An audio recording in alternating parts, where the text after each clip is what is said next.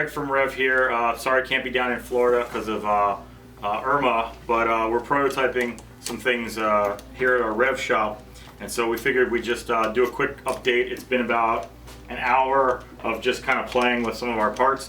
One of the ideas that came out of the brainstorm for Robot in a Weekend is doing like a wheeled intake. This is really popular in 2015's like FRC game, so we figured we would try to counter spin these wheels and kind of suck the cube in. And so you can see these are just counter spinning wheels, and so you just approach a block and it does suck it in really well, but it also does a really good job at destroying the cube. So yeah, this is not going to be that great. What we're going to have to do is we would have to put a sensor here to maybe make this stop, maybe extend these a little bit longer so it pushes it past the wheels, or play with some different speed, traction, pinching. Our next idea is actually to put one of these on a spring, because maybe it'll do a little bit less compression damage to the cube and more just it'll push the spring out. So we worked on our second version of this prototype that's now got 2 wheels on it, and then we also have added extra distance here so that it make sure it comes all the way off the block, and we have a much better result now. So we have a consistent little dual wheel intake that does it. So this design is for something that would be permanently mounted on the frame, and some type of claw mechanism would be behind it. But as a cool way to like grab a block and put it into a very predictable spot, I'd say that for an hour or 2 of work, this is a really functional prototype. I wanted to show you, looking at this mat on the ground, something that we discovered that was really interesting. We took a break from our intake and started to look at the joule problem of being able to do this. So this is a grid. Each one of these is 1 inch exactly.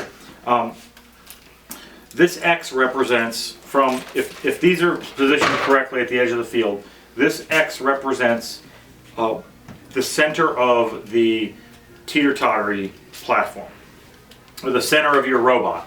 If you're an 18-inch robot and your center of mass, sitting your robot right there should balance you on the thing. That means that the edge of your robot is at this tape line right here. So this is a close to 18-inch chassis, right? And so you can see if I center it on this dot, my chassis is right on this edge of tape. So what that does is that greatly reduces the distance between here and here.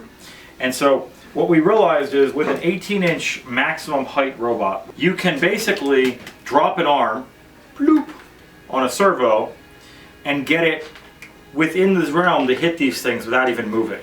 And so what we have mounted on here is just one of the REV color sensors. And so the idea is, we were thinking that if you set your robot up in this orientation, that you moved front and back, and then you just had an arm that just went down on a servo and it always read the forward color, that means that if it was your color, you would back up. And if that's the one you want to knock off, you just go forward and then you just retract this. And then that's it. And so you basically do the whole thing with 1 color sensor and 1 servo and 1 piece of extrusion on a hinge on the side of your robot. If you're just getting started with autonomous, this is a really simple mechanism that you can build, is just an arm with a color sensor, because everybody gets a color sensor who gets a REV hub from the FTC storefront. Then it's a pretty easy way to do that. And so what we'll try to do is, as we go on prototyping either now or through Robot in a Weekend next week, we will try to do some code and try to show this working. We've been working for 3.5 hours or so, and we've made some progress on our glyph lift.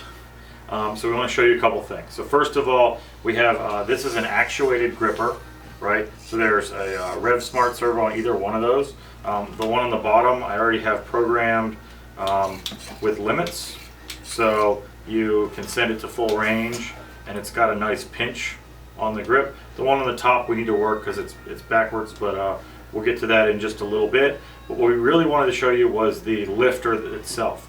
So I'm going to take the block out for now. And so the lifter itself is a chain-driven lift. It's a continuous link.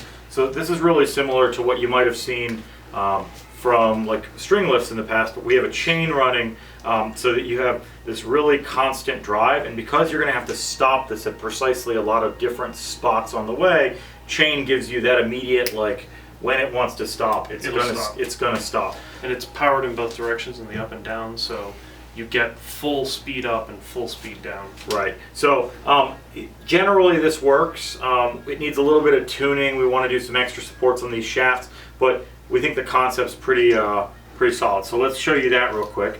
So that grabs a block. Yep. And then we can run it up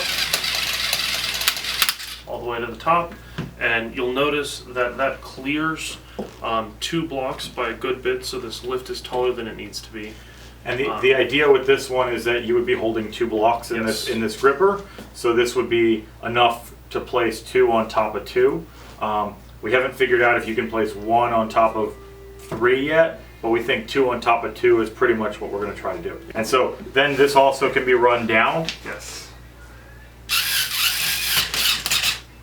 Right.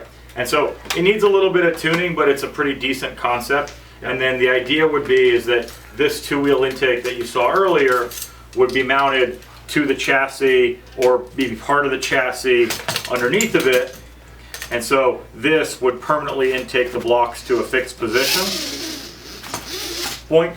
And then this goes down, grips the block, lifts it up, the next cube comes in, it goes down, releases it, opens it, and kind of does that same cycle. And so a little bit of system integration, a little bit of improvement that needs to happen, but overall we think this has got a workable concept that is really accessible and pretty easy for teams to build. So something definitely to check out as you're starting to prototype and prioritize your strategies in the game. Cool? Yeah. All right. Well, we'll check in with you later. See ya.